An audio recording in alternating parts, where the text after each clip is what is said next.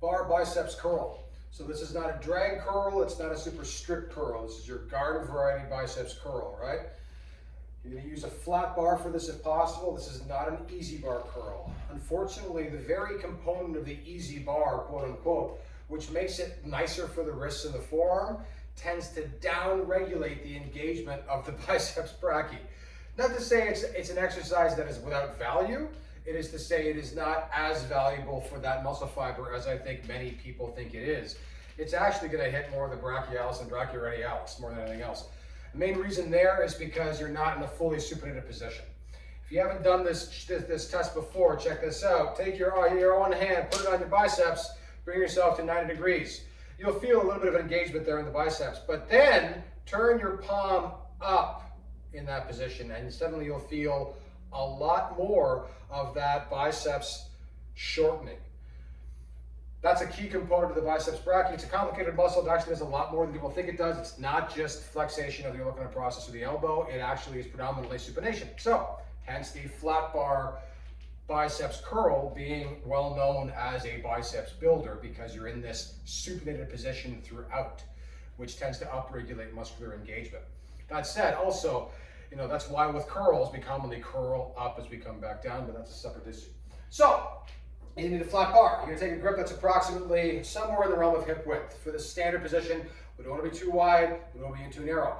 Those are both variants that achieve specific purposes. Wider out, working inside a little bit more, right? It's important to recognize, however, that for this variant, we're just going straight in line. So you wanna have your hand essentially in line with your shoulder at the top of the movement. You're gonna take your grip, make sure it's a bar low that you can stabilize and lift with safety and efficacy. Step back. From here, you want to make sure that your hip is neutral. So I'm not arched posterior into anterior. I'm not going posterior. I'm keeping that nice neutral S-spine with engagement of my glutes. So ass cheeks are tight, core is tight, lats are tight. On the exhale, you'll curl up, allowing the bar to come high, allowing a slight forward movement of the elbow, but not a ton, right? Your target is to have essentially the bar either in contact with or just in front of your chin.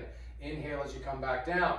Now it's important to recognize that the degree to which your elbow has to move to achieve that position will be dependent upon your anthropometry, the length of your arm.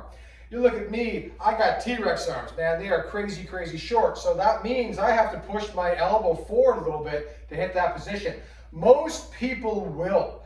But I've seen some freaks who are particularly long in the radial ulna insertions, those bone lengths, where they're just like right in and they have flexibility and they come right into position. There's almost no elbow movement at all. So a little bit of that elbow forward is okay.